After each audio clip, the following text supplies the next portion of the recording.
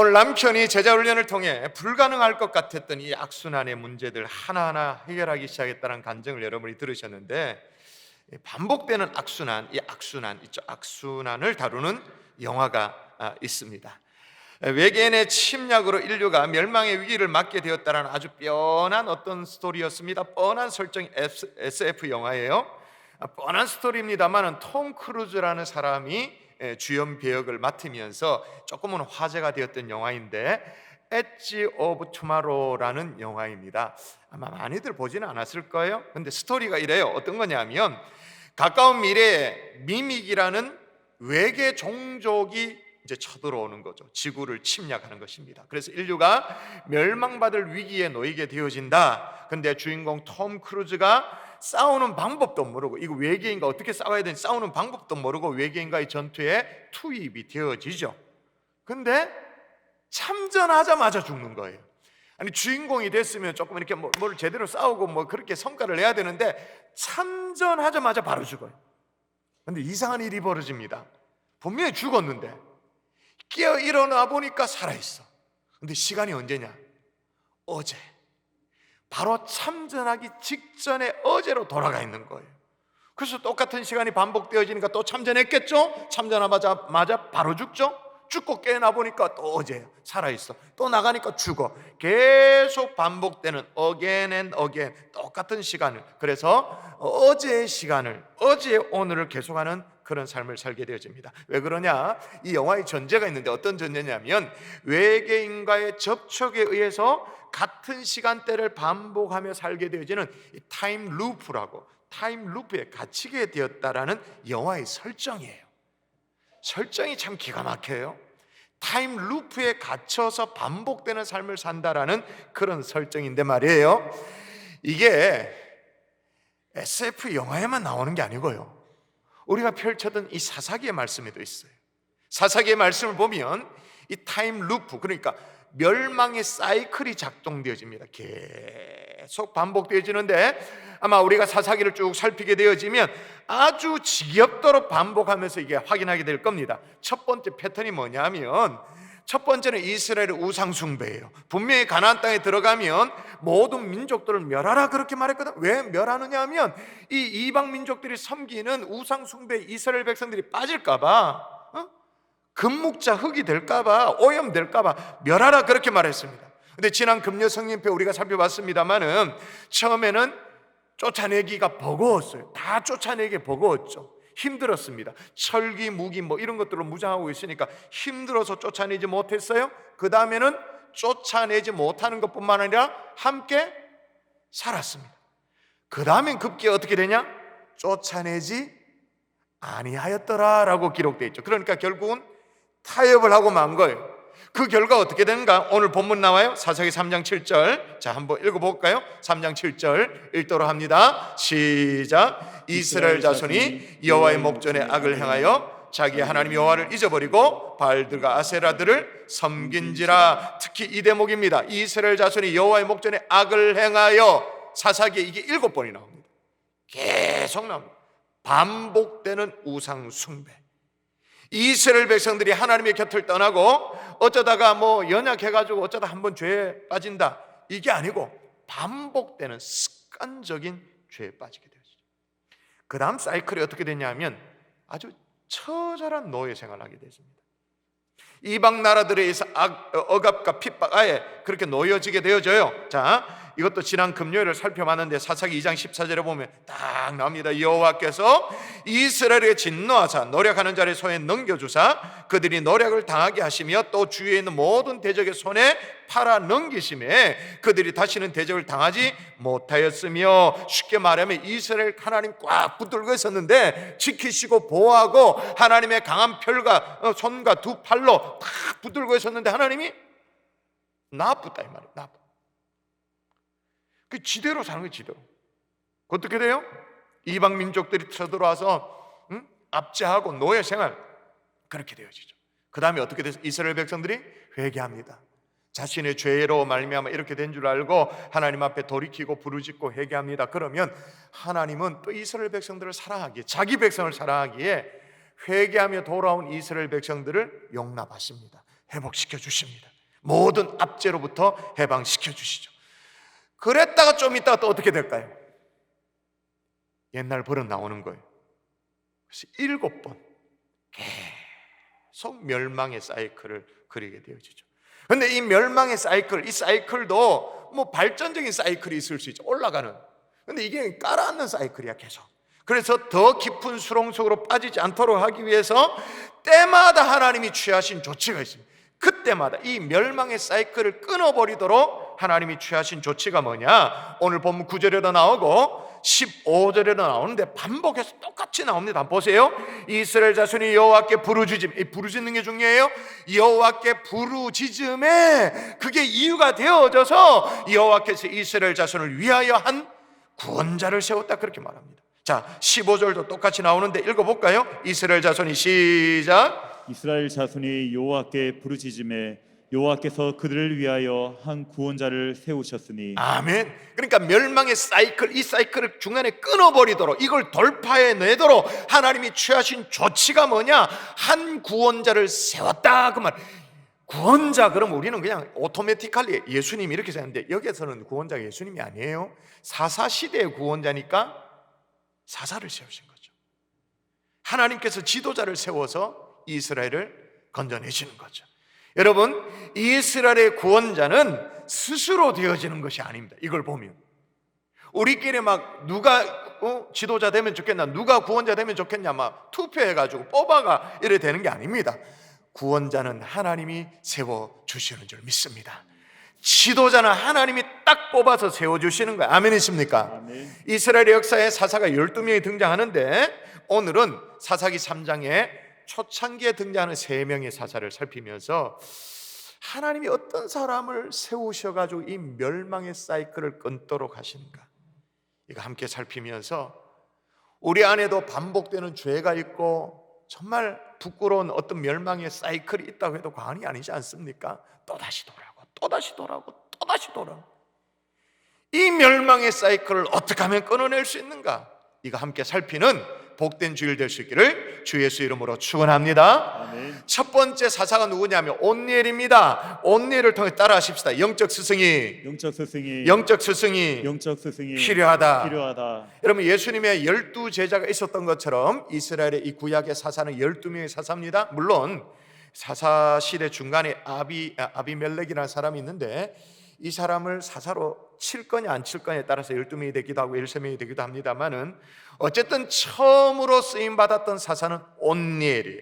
근데 온니엘을 오늘 본문이 어떻게 소개하고 있냐면, 자, 읽어볼게요. 잘 보세요. 이스라엘 자손을 위하여 한 구원자를 세워 그들을 구원하게 하시니 그는 곧 갈렙의 아우 그나스의 아들 온니엘이라 라고 말합니다. 자, 온니엘을 어떻게 소개하냐면 갈렙의 아우 그나스의 아들, 이렇게. 근데 이걸 잘못 읽으면 어떻게 이해할 수 있냐면, 갈렙의 아우면서 그나스의 아들 온니엘, 이렇게. 그러면 갈렙과 온니엘 사이가 어떻게 되어지죠? 갈렙의 아우면서 그나스의 아들 온니엘. 그러면 갈렙과 온니엘이 형제지간이 되어지죠, 그죠? 그리고 갈렙과 온니엘이 이제 형제지간이 되어지니까 갈렙의 아버지는 그나스가 되어져요. 그런데 갈렙의 아버지가 누군지는 우리는 알잖아요, 그죠? 지금 누구냐고 이름 물어보면 금방 대답을 못해도 이 성경 구절 읽어보면 아, 맞다 그거 맞다, 이렇게 되어져요. 자, 한번 읽어볼게요. 그 땅을 정탐한 자 중에 눈의 아들 여호수아와, 그러니까 여호수아의 아버지는 눈이에요. 눈의 아들 여호수아와 여분네 아들 갈렙이 자기 옷을 찢고, 그러니까 갈렙은 아버지가 누구냐? 여분네예요. 그럼 도대체 오늘 본문에 갈렙의 아우 그나스의 아들 온니엘이란 말은 뭐냐면, 이렇게 이해하면 안 돼. 갈렙의 아우면서 그나스의 아들 온니엘, 그렇게 이해하면 곤란해. 어떻게 이해해야 되냐? 갈렙의 아우인 그나스의 아들 온니엘, 이렇게. 그나스. 그러니까 이 갈렙이 어떻게 되냐면 삼촌인 거죠, 온니엘의. 삼촌이 되는 관계를, 그러니까 갈렙의 조카였다라는 것을 이렇게 막 복잡하게 길게 지금 설명하고 있는 거예요. 근데 이 대목에서 우리가 그래도 성경을 읽어서 좀 알지 않습니까? 유대인들이 사람들을 소개할 때 전형적인 방식에 이게 어긋나요. 사람들을 소개할 때 조금 전에도 어떻게 눈의 아들 여호수아, 여분네 아들 여호수아, 사람을 어떻게 소개했습니까? 누구의 아들 누구누구. 삼촌의 이름을 거명하지 않아요. 그런데 왜 갈렙의 조카였다라는 것을 부각시키고 있을까요? 온넬에게 있어서 누구의 영향력이 컸다라는 뜻입니까? 갈렙의 영향력. 아버지의 영향력보다 오히려 삼촌의 영향력이 훨씬 더 컸다. 영적 스승이 갈렙이었다. 그걸 성경에 얘기하기 위해서 그렇게 얘기하고 있는 거예요. 여러분, 지난 금요일에 우리가 우리 아이들을 다음 세대, 넥스트 제너레이션은 모르겠습니다만 디퍼런트 제너레이션, 그러니까 다른 세대로 키우면 안 된다. 신앙이 다르고 하나님을 모르고 믿음이 뭔지 예배가 뭔지도 모르고 그런 다른 세대, 완전 다른 종자로 키우면 안 된다. 그러면 큰일 난다. 그렇게 말씀드렸어요. 이런 얘기를 보통 하면요, 저를 비롯해서 모든 부모님들이 좀 기가 죽어요. 왜? 자녀의 신앙교육에 자신이 없으니까. 별로 자신이 없거든요. 근데 여러분, 오늘 본문을 보니까 그나스는 잘 못했던 것 같아. 그죠? 그나스처럼 부모는 잘 못해도 어떤 선한 영향력을 잘 못 미쳐도 우리 자녀에게 그런 영향력을 미치는 영적 어떤 멘토가 되어주는 그런 친척이 있거나 그런 친구가 있거나 그런 선생님이 있다면, 영적 멘토가 있다면 하나님이 우리 아이들 꼭 필요할 때 하나님의 일꾼으로 뽑아서 사용하게 되시는 줄 믿습니다. 그러니까 우리의 관심사는 뭐냐? 우리 아이에게 영적 스승이 있냐는 거예요. 영적 멘토가 있냐는 거예요. 그걸 잘 살펴봐야 돼요. 선한 영향력을 미쳐줌으로 말미암아 하나님 안에서의 신앙생활, 충성 이런 것들을 할 수 있도록 그렇게 도와주는 사람들이 있냐? 왜? 내가 못하고 있으니까. 내가 잘 못하니까.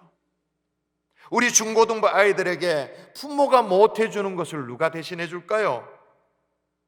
주일학교 선생님들이 해주죠. 머리가 굵어서 대학생이 됐습니다. 우리 갈릴리 청년들 부모 말은 절대 안 듣잖아요. 그죠? 머리가 굵어지고 자기 의사가 있고 막 주장이 있기 때문에. 그런데 부모가 못해주는 영적 스승의 역할을 누가 해줘요? 리더들이, 교역자들이, 선배들이. 우리 부모 보기에는 솔직히 그렇습니다. 청년들이 막 몰려다니면 저것들 뭐 하고 있나? 아이고 한심하다. 한숨이 푹푹 나올 때도 사실 있어요. 그런데 영향을 미치고 있죠. 그 영향력이 어느 정도냐면 여호수아 15장에 보면 갈렙도 멘토가 있었습니다. 영적 멘토, 스승이 있었습니다. 여호수아가 있었죠. 여호수아의 허락을 받아가지고 헤브론 땅을 이제 점령한다, 그렇게 올라가려고 했습니다. 근데 가보니까 안악 자손이 있는 거예요. 그러니까 거인족이 있는 거예요. 누구 하나 나서는 사람이 없어. 그런데 그때 이거는 하나님의 일이다, 하나님이 기뻐하시는 일이다, 이거는 올라가야 된다라고 하면서 나서는 사람이 있었어요. 물론 갈렙이 나섰습니다만 구체적으로 누가 나서느냐?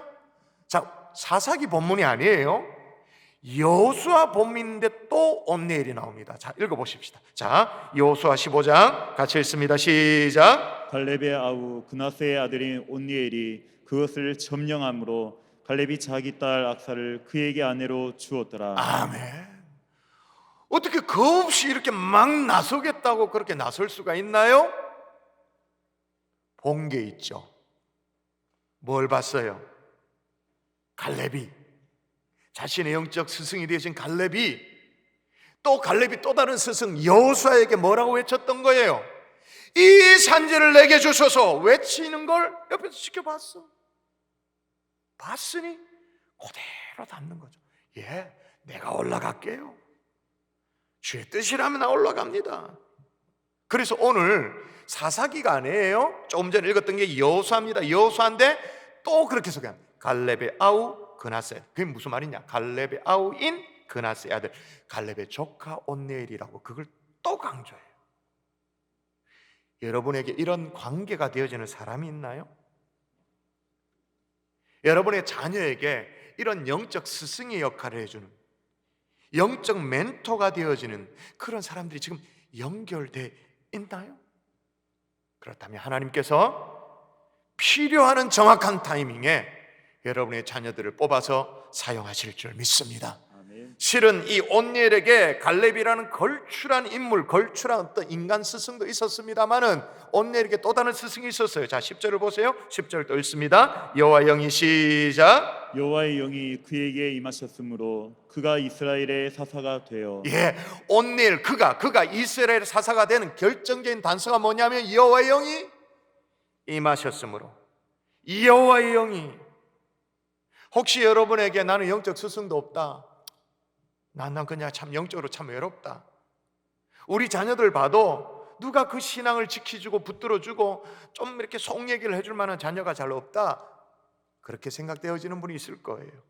그렇다 하더라도 100번 양보해서 여러분의 관심사는 또 어딜까요? 우리 아이들에게 성령이 임하여 있는가? 여호와의 영이 임하여서 하나님이 그의 영으로 우리 아이들을 붙들고 있는가?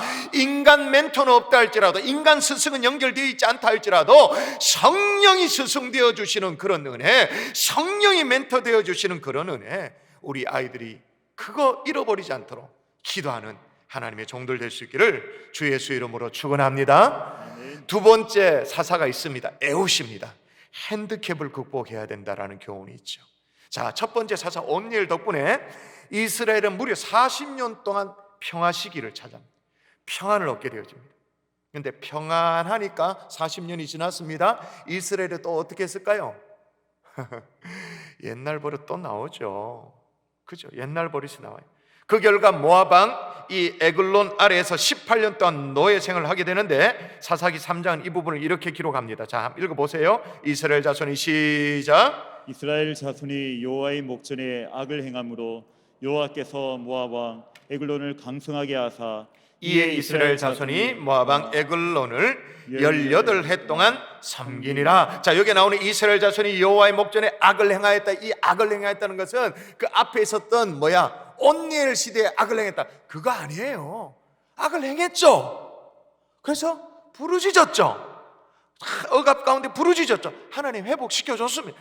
회복시켜 주셔서 평화의 시기 40년. 그리고 또다시 옛날 버릇 나와서 악을 행하는 거예요. 그래서 모압 왕 에글론에 의해 가지고 또 압제 가운데 18년 동안 고생하며 사는 거예요. 정말로 부끄럽게 이스라엘 백성들이 이 모압 왕 에글론에게 조공을 바쳐야 되네. 야, 하나님이 그렇게 약속하셨던 이 가나안 땅에 들어갔는데 약속의 땅에 들어가서 이방 민족 모압에게 또 조공을 바쳐, 공물을 바쳐.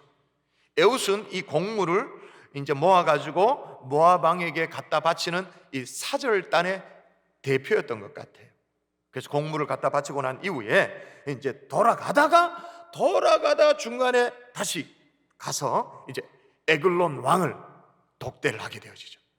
평상시 같았으면 이 조공을 바치는 사람들이 와서 왕을 아련한다 그래서 청한다 그래서 만나줍니까? 만나주지도 않지.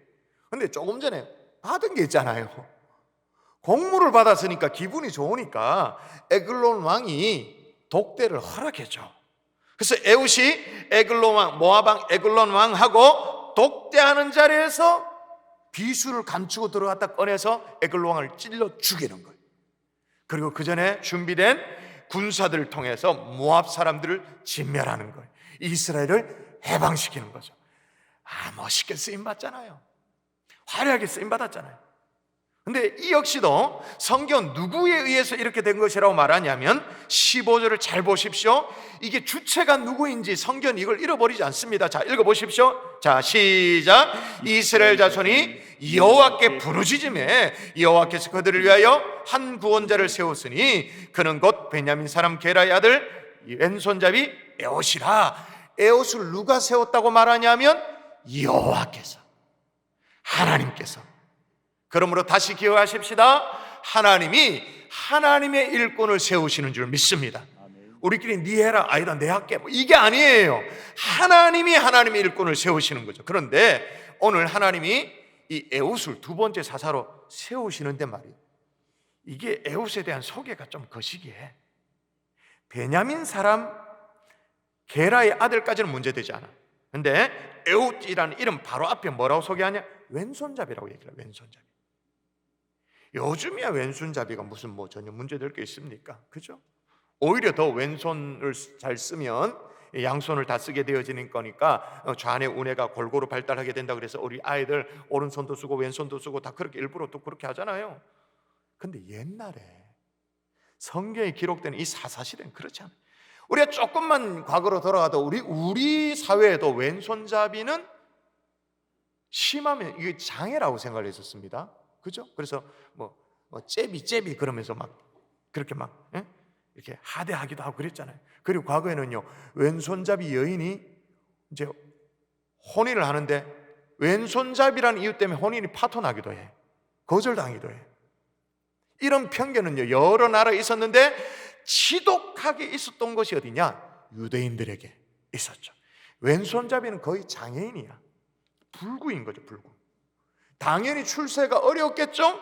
그럼에도 불구하고 태어날 때부터 있었던 이 왼손잡이라는 이 핸디캡을 이겨내고 어쨌든 간에 조공을 바치러 가는데 대표가 될 만큼의 핸디캡을 극복을 했습니다. 그런데 이제 돌아가는 대표가 다시 돌아왔다고 해서 쉽게 왕과 독대가 이루어지지 않죠. 어떻게 합니까? 거쳐야 되는 절차는 다 밟게, 검색하고 조사하고 경호원들이 다 그런 거 할 거 아니겠습니까? 근데 어떻게 왕과 일대일로 딱 만나는 그 자리에서 비수를 감추고 들어가서 이렇게 찌를 수 있게 되는가? 이 대목을 성경이 너무나도 자세히 밝혀요. 자, 일단 읽어볼까요? 사사기 3장 16절. 자, 이 대목을 자세히 얘기합니다. 자, 읽어봅니다. 시작. 에웃이 길이가 한 규빗되는 좌우의 날선 칼을 만들어 그의 오른쪽 허벅지 옷 속에 차고. 예. 자, 일단 그 검의 길이를 얘기하는 한 규빗이라고 말합니다. 한 규빗. 길이. 규빗은 이 손끝에서 팔꿈치까지가 규빗입니다. 한 규빗이니까 요 정도 길이의 좌우의 날선 검을 만들었다. 무슨 말? 특수 제작했다.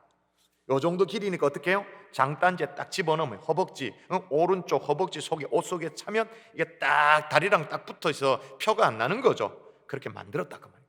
근데 중요한 것은요, 총은 어디에 찹니까? 총은 내가 총을 사용하는, 총 쏘는 자기 손, 자기 쓰는 손 그쪽에 있습니다. 그죠?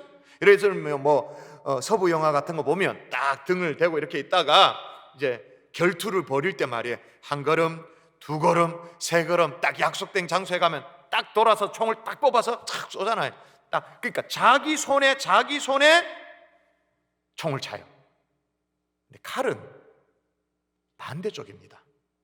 차는 위치가. 왜? 뽑아야 되니까 반대쪽에 차요. 그래서 이순신 장군의 난중일기에 보면 한산섬 발밝은 밤에 수루에 혼자 앉아 큰 칼 옆에 차고 라고 말할 때 그 옆이 어딜까요? 왼쪽이죠. 왼쪽 다리죠.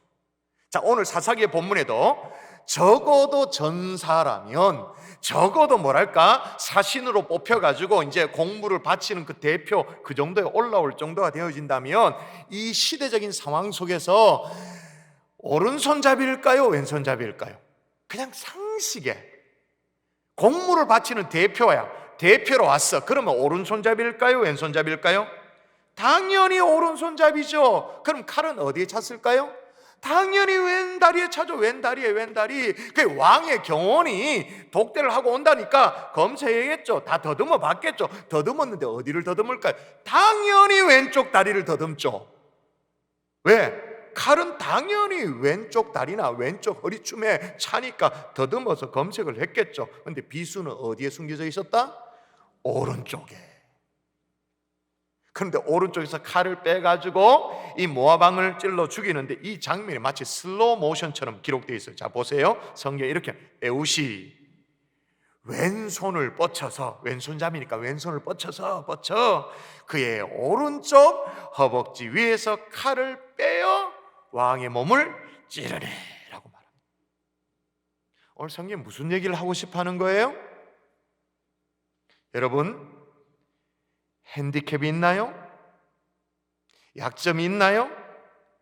그 핸디캡을 극복할 줄 아는 사람 하나님이 뽑아 사용하시는 줄 믿습니다. 이래서 못하고 저래서 못하고 나는 왼손잡이다 못하고 뭐 이래가지고 핑계대는 사람이 아니라 나는 왼손잡이기 때문에 더 잘 쓰임받을 수 있다, 또 다른 방식으로 쓰임받을 수 있다, 이래서 못한다가 아니라 이래서 더 잘 쓰임받을 수 있다, 남이 생각하지 못한 그런 부분에 나는 도전할 수 있다, 그렇게 나설 수 있는 그 사람 하나님이 뽑아서 사용하시는 줄 믿습니다. 아멘. 어떤 한 청년이 있었어요. 늘 수줍음을 잘 타요. 숙기가 없는 거죠. 말도 막 더듬어 잘 말도 못해. 거기다 결정적인 순간에는요, 긴장하면, 그런 분들 계시죠? 긴장하면 다리에 힘이 빠져. 이렇게 서 있지를 못해. 휘청휘청 하는 거예요. 근데 이 청년의 꿈이 뭐냐? 참 어울리지도 않게 투사가 꿈인 거예요. 스페인 사람이었거든요. 투사 꿈이었어요. 투라는 게 아시죠? 막 성남 황소가 막 달려오면, 황소가 성이 나면 어떻게 됩니까? 다리로 막 이렇게 막 시동 걸고 막 이렇게 막 하다가 딱 되면 탁 뛰어오잖아요. 근데 여러분, 아무리 강심장미라 할지라도 황소가 막 시동 걸어가 막 달려오면, 자기의 정면에 달려오면 이건 진짜 힘듭니다. 근데 이 청년은 긴장하면 다리가 붐이 풀려. 근데 투사를 어떻게 해요? 그 당시에는 투하는 방식이 우리가 머릿속에 떠오르는 그런 방식이 아니었거든. 그 당시에는 이제 황소가 앞으로 딱 오면 이걸 점프해서 뛰어넘어. 마치 뜀틀 짓고 뛰어넘어지. 이렇게 막 덤블링하면서 점프하면 뛰어넘어가지고 그렇게 해야 되는데, 다리에 힘이 빠져있는 이 청년이 이 투 경기를 한다. 이건 자살행위나 마찬가지죠. 근데 투사가 너무 되고 싶어. 다리에 힘은 없어. 긴장하면 막 주저앉을 정도가 돼요. 열심히 연구를 해보니까 발견한 게 뭐냐면, 소가 사람에게 대해서 분노해서 사람을 향해 돌격한 게 아니란 걸 알게 된 거예요. 투사들이 들고 있는 그 천 쪼가리 있잖아요. 붉은 천 흔들흔들 하면 거기에 흥분해가지고 돌격한다는 걸 알게 되어진 거예요. 그래서 이 청년이 어떻게 했냐, 역시 그 투사들 들고 있는 몰레타라는 천 있잖아요. 붉은 홍포 같은 천 딱 들고는 이제 황소가 다닥다닥 옵니다. 그럼 어떻게 되겠어요? 긴장되니까 다리에 힘이 풀리죠. 다리에 힘이 풀려죠. 힘이 풀리니까 그냥 풀리는데 자동 황소는 천을 지나가. 또 오면 힘이 풀려 그냥 풀리는 대로 그냥 또 지나가. 또 오면 역시 다리가 휘청거려. 풀려. 휘청. 그러니까 황소가 지쳐. 그 어떻게? 결정적인 순간에 급소를 찔러서 이기는 거죠. 이 사람이 누구냐? 현대 투사의 왕으로 등극한, 현대 투의 시조가 되어진 후안 벨몬트라는 사람이에요. 여러분 상상이나 되어져요? 휘청거리는 다리 덕분에 투사의 왕이 됐어요. 한 사역자가 있었습니다. 이제 막 신학교를 입학해가지고 첫 사역지 교육전도사 1호봉으로 이제 가게 되어졌습니다. 근데 음치예요. 음정에 자신이 없는 사역자였습니다. 근데 그 첫 사역지가 개척교회나 다른 바 없는, 그러니까 뭐 담임 목사님 한 분 계시면 부목사님 한 분이 뭐 거의 대부분의 일들을 하고, 또 교육전도사 한두 명 있으니까 이제 이 교육자는 막내였던 거죠. 그러니까 예배할 때 준비 찬송, 예전에 준비 찬송 많이 했었지 않습니까? 언제나 이 전도사님의 몫이었습니다. 그런데 준비 찬송을 하는데 그 교회는 전통이 뭐냐? 예배 30분 전부터 막 준비 찬송을 하는 거예요. 근데 있는 악기는 뭐냐? 피아노가 딸랑 전부야. 무슨 세션 이런 거 없어. 드럼 뭐 신디 이런 게 없어요. 피아노 반주가 전부인데, 그럼 예배 시간 30분 전부터 준비 찬양이 시작되어지니까 반주자가 30분 전부터 딱 스탠바이하고 기다려주냐? 그게 아니야. 언제나 지각이야. 그러면 자기 혼자 뭐 기타라도 치면서 반주해가면서 그렇게 찬송 인도할 수 있냐? 기타도 못 쳐. 정말로 맨 땅에 헤딩하면서 찬송 인도를 해야 되는데, 그러니까 어때요? 음정도 틀리지, 박자도 안 맞지. 그러니까 이 전도사가 어떻게 했냐? 냅다 크게 부르는 거야. 왜냐? 회중들에게 찬송 인도를 해야 되는 입장이니까 그마저도 크게 부르지 않으면 인도가 안 되니까 크게 부르는 거예요. 그래서 찬송을 한두 장을 부르고 나면 한 5분 10분 지나고 나면 진땀이 흐를 정도로 그렇게 열심히 찬송을 인도했어요. 수요 예배도 그렇게 인도하고, 금요 기도에도 그렇게 인도하고, 필요하면 새벽에도 그렇게 인도하고, 그렇게 인도했어요. 몇 년을 그렇게 하다 보니까 이 전도사님이 어떻게 되었을까요? 찬양의 은사가 생겼을까요? 아니요, 그건 안 생겼어. 하나님이 주시는 은사예요. 그건 기대하면 안 돼. 대신에 생기는 은사가 있어요. 크게 부르는 은사, 열심을 다해 부르는 은사가 생겼어요. 그게 누구일까요? 저 얘기죠. 지금도 저는요, 찬양을 하면 옆에서 도와주는, 마이크 잡아주는 사람이 없으면 키를 그냥 한 키를 옥탑을 막 옥탑을 올라갔다 내려갔다 올라갔다 완전 옆에서 들으면 뭐 시조를 넘는 것처럼 그렇게 노래 부를 때가 있어요. 그래도 그때 제가 몸에 보인 게 있기 때문에 뭐예요? 열심히는 불러. 그리고 또 하나 좋은 게 있어요. 웬만한 고음은 겁도 안 나. 웬만한 거, 왜냐면 이제 반주 이런 거 없을 때 첫음을 내가 잡고 찬송을 인도를 시작해야 되냐. 첫음을 보통 잘못 잡아. 보통 높게 잡아. 보통 너무 높게 첫음을 잡으면 이게 찬송을 하다가 끝에 후렴에 가면 이게 완전 와 죽어. 그냥 거의 죽음인데 이걸 뭐 음이 틀렸다고 해서 중간에 끊고 다시 음정 잡아서 그렇게 할 수 있는 게 아니잖아요. 준비 찬송하는데 끝까지 불러야 돼. 책임을 지고 끝까지 부르며 사람 목 따, 돼지 목을 따. 근데 계속 따니까 끝까지 돼. 지금도 웬만하게 높은 겁도 안 나. 왜? 목 한 번 더 따면 되니까. 목까지 거 하면 되니까. 제가 무슨 얘기를 하죠? 남들이 가지고 있는데 나만 없다고 여러분이 주저앉아 있나요? 어떤 성경학자 이런 얘기를 해요. 에훗이, 왼손잡이죠. 에훗이 오른손을 못 쓰는 단점 때문에 하나님을 의지했고 하나님은 그의 오른손이 되어 주셨다. 할렐루야. 아멘. 세 번째 삼갈이 있습니다. 무명이라도 기죽지 말아야 하는데요, 여러분, 세 번째 사사 삼갈은 솔직히 좀 억울해요. 왜 억울하냐면 첫 번째 사사 온니엘은 그래도 뭐 한 7절부터 한 12절까지인가 뭐 그래도 좀 기록돼 있어. 에훗 같은 게 상당히 많은 분량이 있어. 뭐 칼을 어디에 찾고 어떻게 뽑았고 어떻게 찔렀고 다 있어. 뭐 묘사가 다 돼 있는데 삼갈은 딸랑 한 절이야, 한 절. 아마도 이스라엘 백성들이 역사 속에 좀 잊혀졌던 인물이었겠죠. 누구니도 잘 모르니까 한 절이 고작이에요. 그런데 하나님이 이 한 절 속에 메시지를 놓치지 않아요. 자, 한 절, 기록된 한 절 볼까요? 31절. 자, 읽도록 합니다. 시작. 에훗 후에는 아나세의 아들 삼갈이 있어 소모는 막대기로 블레셋 사람 600명을 죽였고 그도 이스라엘을 구원하였더라. 아멘. 한 절이지만 이 안에 삼갈이라는 이름이 어떤 의미냐? 히브리식의 이름이 아니에요. 가나안식의 이름이에요. 그 일본 이름이다, 이런 뜻인 거예요. 그리고 그 아버지가 아낫의 아들 이렇게 있잖아요. 아낫이 뭐냐? 가나안 사람들이 섬기던 신들의 이름이에요. 그러니까 뭐냐? 영적으로 뼈대 있는 가문이 아니었다 그 말이에요. 정말 무시당하기 쉬운 진짜 평범한 그 직업이 또 뭐냐? 직업 농부였죠, 농부. 정말 그저 평범한 사람이었던 거예요. 그럼 제가 물어보십시다. 평범하면 하나님이 쓸 수 없나요? 어때요? 뭐 그냥 무명의 용사면 하나님이 쓸 수가 없나요? 하나님이 사용하시지 않나요?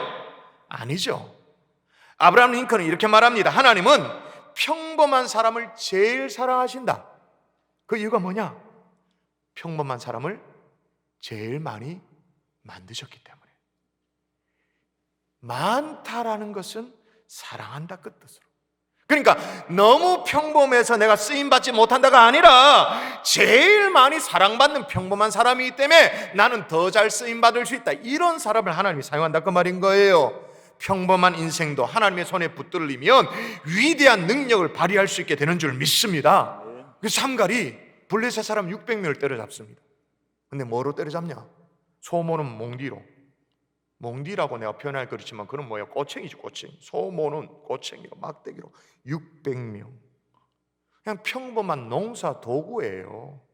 하나님이 이런 분이라니까요. 여러분, 다윗이 골리앗을 쓰러뜨릴 때도 뭐 대단한 무기, 소총 이런 게 아니잖아요. 그냥 길가에 돌아다니는 돌멩이. 나중에 나옵니다만은 이 사사기 중간 이후에 보면 삼손이 나와요. 삼손도 이제 블레셋 사람을 물리칩니다. 1000명을 물리쳐가지고 그 시체가 막 더미가 될 정도로 되어집니다. 그때 뭐를 사용했냐? 낙타 턱뼈, 나귀 턱뼈, 나귀. 우리식으로 말하면 개뼈다구로 가지고 그냥 쳐서. 예수님이 5000명을 먹이십니다. 어린아이 가지고는 보리떡 5개를 가지고 5000명을 먹이십니다. 우리식으로 말하면 뭐예요? 보리떡 5개, 개떡으로. 평범한 걸로, 평범한 것을 가지고 하나님이 비범하게 사용하시는 하나님이신 줄 믿습니다. 아멘. 자신이 초라하게 느껴져요? 실망하지 마세요. 주님이 손에 붙들리면 능력을 발휘할 수 있습니다. 삼가를 보십시오. 하나님의 손에 붙들리니까 소모는 꼬챙이로 600명, 하나님의 손에 붙들리는 하나님의 종들 될 수 있기를 주 예수 이름으로 축원합니다. 아멘. 말씀의 결론을 맺을게요. 하나님의 일꾼은 하나님이 세우십니다. 니 해라 내 해라 우리 투표할까 이게 아닙니다. 하나님이 세우십니다. 근데 어떤 사람을 세우시는가? 영적 스승이 있는 사람, 멘토가 있는 사람. 온니엘에게는 갈렙이 있었던 거죠. 또 핸디캡을 극복하려고 애쓰는 그 사람, 왼손잡이기 때문에 난 못합니다, 안 됩니다, 할 수 없습니다, 그게 아니라 왼손잡이니까 하나님이 특별하게 사용하실 것이다, 이런 사람 하나님이 쓰시는 거죠. 여러분 너무 평범해요? 집안도 출신 배경도 학벌도 다 너무 직업도 평범해요? 상관없어요. 하나님의 손에 붙들리면 능력을 발휘할 수 있습니다.